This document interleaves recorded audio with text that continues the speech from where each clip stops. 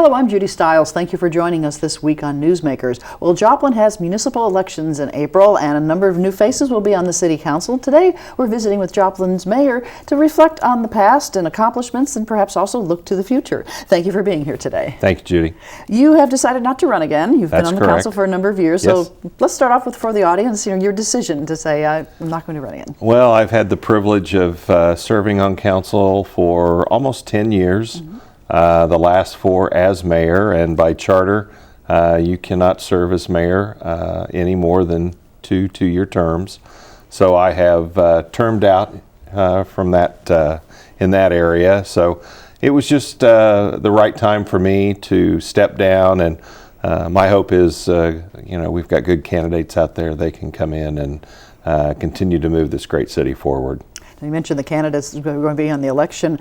Looking back, what sparked your interest maybe the first time to say, I know you were appointed, but then why did you say, I want to run for council? Well, it's once you get involved with the community, it really is, it's really, to me, it is the most efficient way for me to be engaged with my community, because as a council member, you just touch on so many different aspects of the community, and I felt led to that, and I thought that would be the best way that I could give back to my community. Of course, you're a zone representative and moved from zone representative to mayor. Correct. That was a big decision as well, to say, throw my hat in the ring. I'd like to be mayor. It was. I knew the time requirements, and I felt like that I could manage those, even though I have a full-time career. I felt like that it was an important time within the community, and it was something I felt strongly and wanted to do. Well, I know leaders of government, whether it's the state or the national, even the city, they turn to the leader to talk about the state of the state or the state of the city. So in your opinion, if someone were to ask you, what is the state of Joplin now? How would you characterize that? Well, I think for those of us, especially those that have been involved with the city prior to and immediately after the tornado and then the years after, through all of the death and devastation and destruction that we had in our community, the goal was to not be known as a community that had that incredible tragedy, but we wanted to be known as the community that recovered and grew through that tragedy. And I really feel like, whatever metric you want to look at, the city's population, low unemployment, the school systems are thriving, whether it's private, parochial, higher education. The residents did not leave our community after the tornado. They stayed here. We've had a number of corporations expand. We've had a number of corporations locate here and decide to build here. We've gotten a new medical school that's going to have an incredible impact. So when you look at how we are, the things that we've accomplished, I think we all should be very proud of how we have recovered through a time of incredible challenge in our community. Sometimes I've heard reports that people around the country refer to Joplin, how did they do it? Right.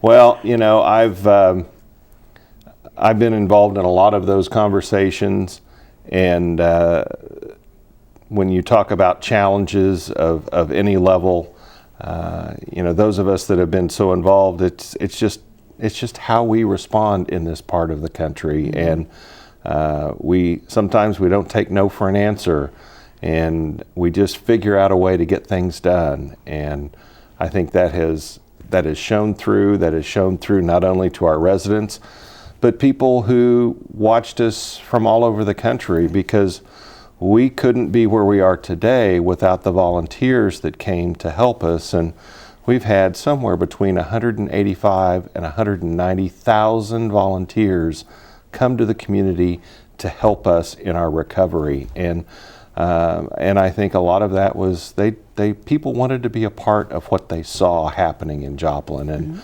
everyone should be very proud of that. Well, I was looking at my past records. I think one of the previous times we talked was about 2015, and at that time there were some stumbling blocks in place. Sure. You had the state auditor's report, some turmoil about the redevelopment plans and Sure. so forth. So had to deal with some of those challenges along the way. Well, I think, there were so many decisions that we had to make, and city leadership at the time were making, and civic leaders. There wasn't a set of binders that we could open up and say, well, here's the way to recover. There were some big decisions, and some decisions that at the time everybody felt like they were good decisions. And but moving forward, I think even with all of those things that people look back and point to as saying, well, I wish you would have done it a different way or could have done it differently. At the end of the day, we're still where we are. We're still a community on the grow. We're still a community moving forward. And I hope people take that as a reflection of the strength within the community, because we were told right after the disaster to expect at least a 30% population growth in this community. And when you lose that significant amount of population, you lose workers, you lose kids in schools, and you cannot recover with those kind of losses, because businesses will start to leave when their workforce isn't here. And so those things did not happen. And so hopefully people can reflect on where we are in spite of all of the obstacles, in spite of all of the decisions and things that you can get judged upon in the rearview mirror on how you've done things. That people at the end of the day continue to look at where we are today. Now, you mentioned volunteers and the teamwork involved in helping there as well. Of course, you have teamwork from state and federal levels as well, that I guess the dollars and cents to help you do a lot of things that have been done. We were so fortunate to receive the outpouring of support from state and federal funding to help us in our redevelopment, especially in the areas that were affected by the disaster. And I think people are really beginning to see, the full effect of those investments. A number of buildings, have been completed. Tremendous amount of infrastructure has been done, has still underway to as we're be talking, done. right? All has to be wrapped up within about a year, and we're on target. And we're a community that was, tasked to spend probably 50 years of infrastructure spending in 5 years, and do it under the terms of federal and state Some requirements. strict guidelines you had to follow. And so it's my hat is off to the city. We have a great group that has helped us, PricewaterhouseCoopers, to help us implement all of the funding streams to do all these projects. City staff has just been incredible. We're a community of 50,000, but we're doing things that communities 2, 3, 4, 5 times our size is doing, and we're doing it with a much smaller staff, obviously. So it's people should be very, very proud of the city staff, and their efforts to make sure to be good stewards and be responsible for the money that we were given post-tornado.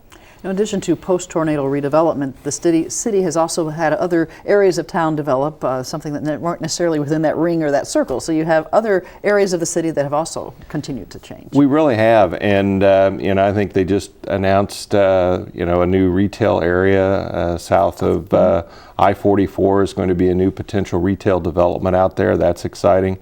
Obviously, the Range Line corridor has built back strong. The 20th Street corridor that has been identified as a retail corridor, I think once the 20th Street improvement project is done, I think that sets the stage for commercial development there in the 20th Street area. Very proud of the downtown opportunities that we have in front of us. As you know, the Connect Culture has a fundraising campaign to build a cultural center out in front of Memorial Hall, which I think is going to be an incredible economic impact to the downtown area, as well as Missouri Southern's going to start with their next phase of their project at the former library location there at 4th and Main. So investment of different organizations in downtown is also a key part of the success you see. You know, it really is, and I think hopefully people take that as additional indicators of the fact that, you know, the community continues to move forward. These types of projects are relying on privately funded sources, and to see those things come forward and to see the faith of people wanting to invest their private money into the success of these projects only happen because there's faith in where the community is and the fact that we're moving forward. Now, you mentioned funding, and of course that's something the city's had to deal with throughout the years. There's only so much the city dollars can accomplish. Sure, and you know, that's always been the case. But you know, I think now more so than ever, you know, we try to scrutinize our dollars. I think you've heard a lot of priority-based budgeting, the tool we can now use to look at how our money is being spent. And I think there is a framework in place now within the city department and the city department heads, and they are really looking at ways to try to even more so free up repeating dollars. In other words, not one-time monies, but dollars that whether it came from a program that would occur every year, that monies like that, if we need to put them into salaries and different things like that, we can do that. But city budgets are always a challenge. You recall that we're about 90% dependent upon sales tax, and people buy differently than they used to with the internet. So cities, not just Joplin, but cities around the country are struggling with increased requirements of city service and declining city sales tax revenue because of the way residents purchase. But we've got city staff that's really stepping up and looking at any areas that we can to consider maybe doing differently. And I think this next council will have a full plate of decisions around those to potentially free up money to do other things or do things differently. If there's salary gaps that want to be addressed, I think you've got to identify first the money that's available, and then figure out how much of a gap you've got and how to close that gap. Now, the council recently decided to have a citizens committee look at use tax as an option. So for the viewers, that's something that you can implement city by city. And look at that. That's right, and that's the next piece of that of the budget conversation. And if all goes as planned, voters will potentially have a chance to vote on that in August. Right, so the voters have a say in tying things together and working that out. Well, I know that you have been involved in the city, worked with a lot of different commissions, people, organization. What about your view of citizen involvement? You have the members who are elected on council who sit in front and decide things, but you have a lot of people behind the scenes. You know, we really do. The boards and commissions are really the citizen lifeblood to city governance. And people can always go to the city website and check to see about board and commission openings, because we've probably got 30 or 40 different boards and commissions.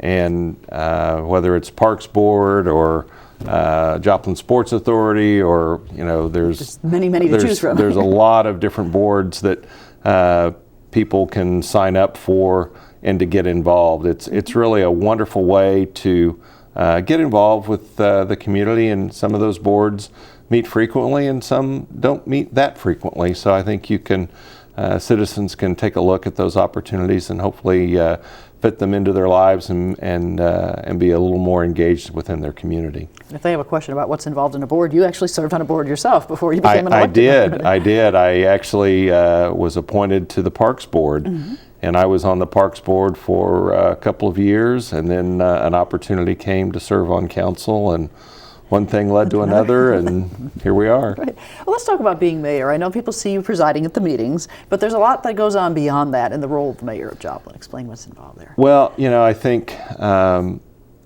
the mayor doesn't have any more authority than any other council member. I don't have a secret extra vote for anything, but I do tend to be involved and be asked to serve at a lot of functions and speak at a lot of functions, and just kind of be the representative of the city, the face of the city.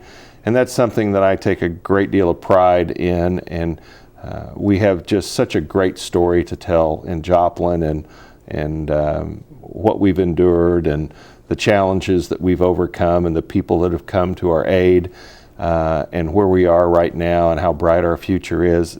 So that to me is a real passion, and I take every opportunity when asked to to share my story that I've seen as the mayor. Right. But that's I know I attend more meetings than any of the other council members, but that's okay. It helps me stay connected and to keep a pulse of what's going on. One of the other things that I'm very proud to have been worked so closely with the Chamber of Commerce, worked closely on some of the new companies that initially were looking to come to Joplin, and involved in some preliminary meetings and meetings along the way. And it's really special to go through that process with an industry, be a part of their groundbreaking, and then be a part of their ribbon cutting, and see new people hired and new revenue streams within the city. So those things are very special. So you get to see the idea then to fruition to a completed project, and that building or that business is standing there. And it's not me, it's the people that are through the chamber and the city department heads, but I get a first-hand seat to see it all come together, and it's just an incredible thing to see the professionals that we have here within our city and how successful we have been helping industry and businesses grow within the community and attracting new businesses here and new industry. And that's an ongoing effort. I mean, the person who steps into your seat afterward will still have other businesses they'll be That's talking right. to. There's going to be a long list of meetings and opportunities to be in front of the public that will happen long after I'm out of office. I know I've been at events where you even present proclamations to citizens and so forth. So you get a chance to maybe meet some people you wouldn't otherwise meet. And that's it's really special, because there are so many wonderful people within the community, and they do so many incredible things, whether it's a birthday celebration or a group that has done something significant within the community. It's just a myriad of different things that you get to step into people's lives just briefly and congratulate them and thank them, and it's been a lot of fun. Good. Well, a lot of things involved in the role of the mayor. You actually have your own office downtown, so people can find you at City Hall, and they have a place for you to work there when you go by the office. I do have an office there. I'm not there very much. Usually had to set up an appointment because, again, I've got Another job. I have another job. But yes, it's the City Hall is just an incredible place for people to come and visit, and the mezzanine there off the first floor has so many beautiful artifacts, and the Benton murals that are there. It's just a wonderful place to go, and people have come there to meetings and just been so complimentary of such a gorgeous facility. We're so very fortunate. Let's turn to the role of mayor as far as running city council meetings. People hear you, start the meeting, but you still need to be the person in charge. How do you approach that when you're working with the other members of the council? Well, I've been very fortunate. I've had great council members to work with. Occasionally, it's like herding cats, but that's okay. That's part of the process. But I'm to the point now. That I can look down the row and I can see finger twitches, and I know that's a question, or I can hear a sigh and I know who did that, and I know that there's a question coming without a formal request. So and I think that's just because we do spend so much time together.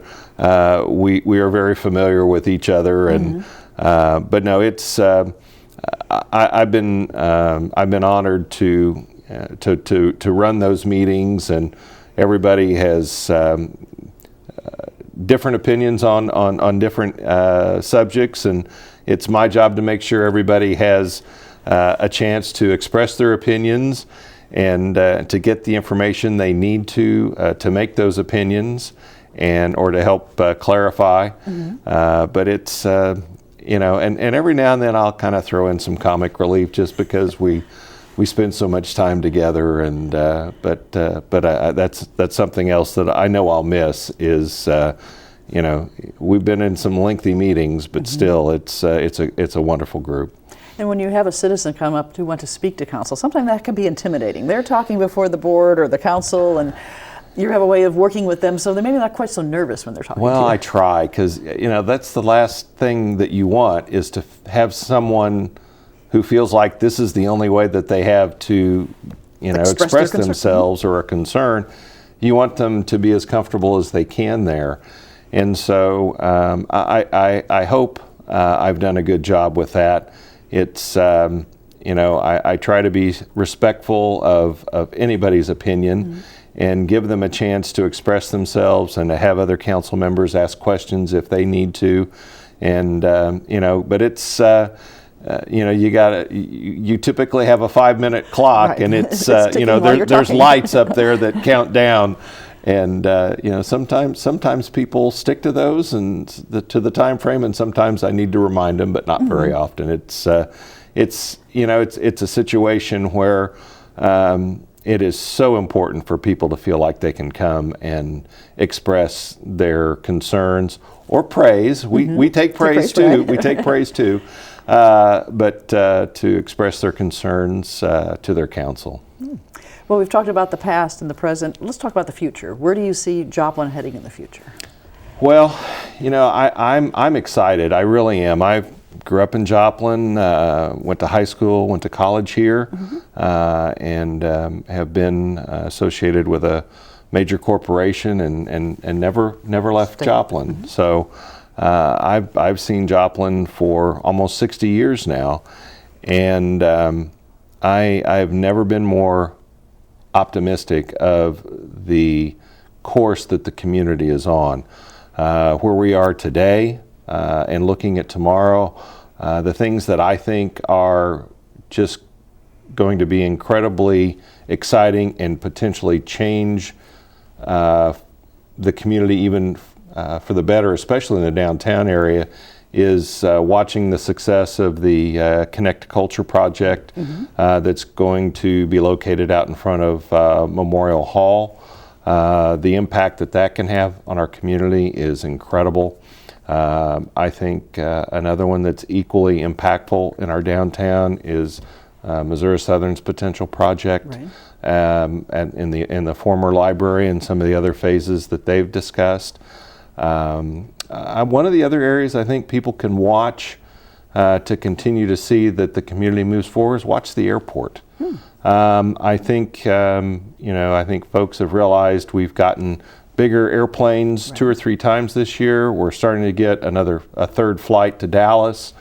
We'll potentially be coming out of the Essential Air Service contract next year. And I really think we're going to see the Joplin Airport really kind of grow into potentially other markets. And really that to me is another independent indicator of confidence within the community. Now Joplin, and oftentimes people talk about the Joplin region. Your feelings about Joplin being involved with the region? Obviously we have a lot of surrounding communities and we sort of have a region here. We do, and not everybody lives in Joplin that works in Joplin, right. But a lot of people shop in Joplin. And so as someone involved in the business aspect of the community, whether someone lives in Joplin or lives outside of Joplin, I think it's critical that we support our other communities. If a business is not is looking to expand to come to Joplin and Joplin city limits doesn't get the business, Yep. but one of our bedroom communities does, you know, it's a win. It's still a win. And if there are any opportunities, and I know we've had in the past, any way that the city can help smaller communities bring businesses in, we